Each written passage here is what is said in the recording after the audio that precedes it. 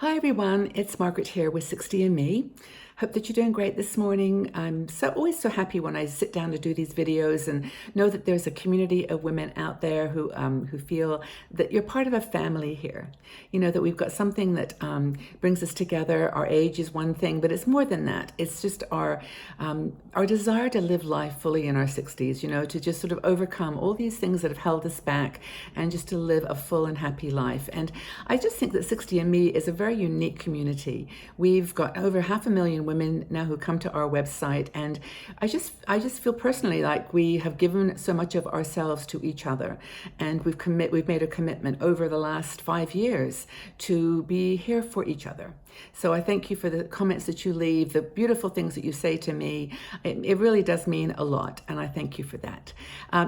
Today I got up really early. I woke up and had 2 cups of coffee. No idea what happened. I just was needing coffee, and so I had my coffee. And this morning, now for our tea that we share on the show always, I've actually gone the other direction, and I can't find it now. It's my chamomile tea. I went for a chamomile, which is a decaf, and it's really nice and gentle, and it's in my beautiful mug. I love this mug. But anyway, you know, we all have our little things that give us a point of focus. Now, I've got an article today that I wanted to chat with you about. It's almost certainly going to take you places in your thoughts, in your memories. It's written by one of our bloggers, Elaine Ambrose.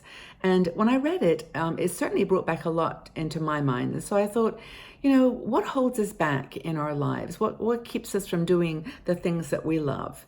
And Elaine raises a very, very interesting thought. She starts off actually by talking about her own situation when she went on holiday to Belize. Okay, that sounds great to me.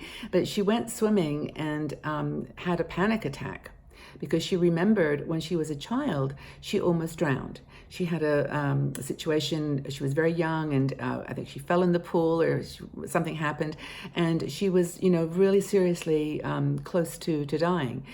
They had to pull her out and give her resuscitation, and she said how much that flashback when she was in Belize, that feeling of sinking and being weak and passing out, and recognizing that she was just still not over it, and how things that happen in our childhood really can affect us as we go forward into our adult years. And so the theme of this article that she wrote was how to recognize and overcome childhood fears and how we can learn from them.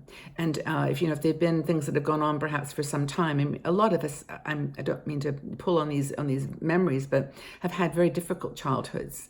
And not in my case, I had a very happy little childhood, even though we moved around a lot. It wasn't perfect, but I personally did not have the kinds of fears that a lot of you may have had, both physically, like the one that Elaine talks about, but also mentally and in your own home situation. And she talks about, some methods to actually overcome the fears and how to then build on them, to use them as like stepping stones in our evolution and our growth forward.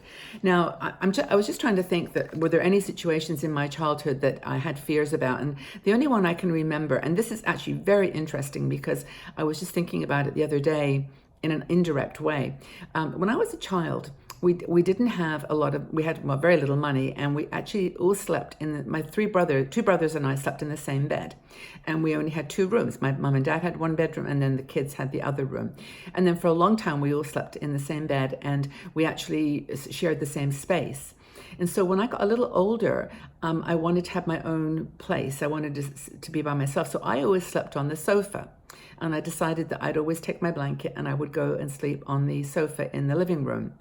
And I really had so many memories of, feeling a little bit isolated and afraid. And I can remember, this will take me back, and you back years and years, is the Cuban Missile Crisis. Do you remember that?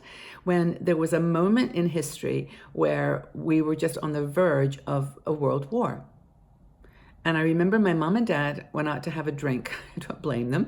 I must have been in my early teens. I'm trying to remember what year that was. But anyway, I remember sleeping on the couch. And I think we had a black and white TV, and it was flickering the story of this news.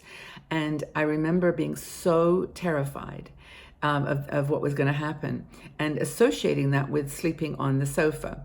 Now that's a weird memory, isn't it? But it was true. And so I now sleep I live in a studio room, so I have a sofa bed that I sleep on. And I was sleeping the other night, or getting into my little sofa bed, and that memory came back of just that horrible fear that I felt of the terror really of the world situation. And I realized how, your sleeping arrangement really does affect your mental state, and it just brought back that whole memory. So anyway, the thing that Elaine, that was just a flashback for me. I hope it maybe brought one back for you. But here's what Elaine says you can do, which I think are some really good suggestions. And the first is to recognize the fear. It's real. I mean, my fear was real. I didn't imagine it. Same with her fear. You might want to block it out of your mind if it's something that's really, really bad and it happened and maybe you were hurt. Maybe there was an accident or something an injury or an illness or something that happened in your family that created such a fear that you have blocked it out. Some people don't like dogs. Some people don't like spiders. Some people have a horrible thing about, and there was, it's so funny. I was at a coffee shop the other day, and this girl was literally having a panic attack because there was a dog someone had brought their dog in, and her friends were trying to calm her down, and she honestly was just having a complete meltdown. But this was, this happens, and so accept your fear. What is it and why? Then, and this is an important one, and we don't do this very well as older women, and that is get help if you need it. Go talk to someone. Go to a counselor. I mean, post-traumatic stress syndrome is real. I mean, women and men do face this, and it's really, really nothing to be ashamed of, nothing to be afraid of. There are people who are trained to help. And if you've got a friend or family member who you can talk to openly, safely, honestly, that's a great option too. But surviving the ordeal, you've used all kinds of coping mechanisms to deal with that, but it's good to talk it through and to talk to a professional. They know what they're doing. The next thing that Elaine talks about, which I think is, again, very, very powerful, is that your fears don't define you. They don't define who you are. She's faced her fears. She's talked about this swimming incident with her family.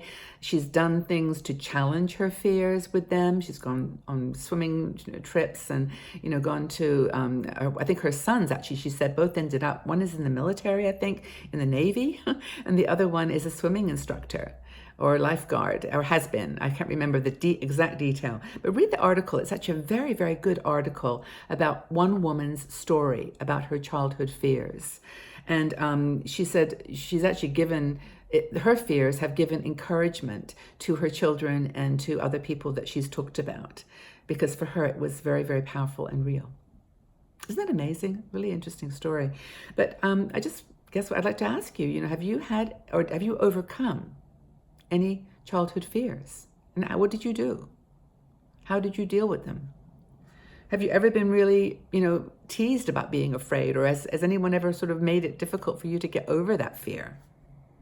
I mean, how are fears from your childhood maybe made you more compassionate or more understanding or more mature?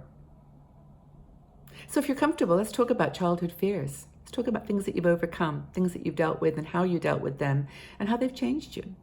I think it'd be a really interesting conversation. We talk about a lot of lighthearted stuff here. We talk about fashion and beauty and all these cool, fun things, but we're complex. Women in their 60s are complex, and we have things on our minds. And I want this to also be a place where you feel safe to talk about it. Now, if you don't feel particularly safe here, Facebook and YouTube are open platforms. We do have another platform called Patreon, where you can join. It's a small donation for 60andMe, $3 a month, if you can afford it. But it gives you a place to go if you want to talk about some of this stuff in a more private and personal way. So that's patreon.com/60andme.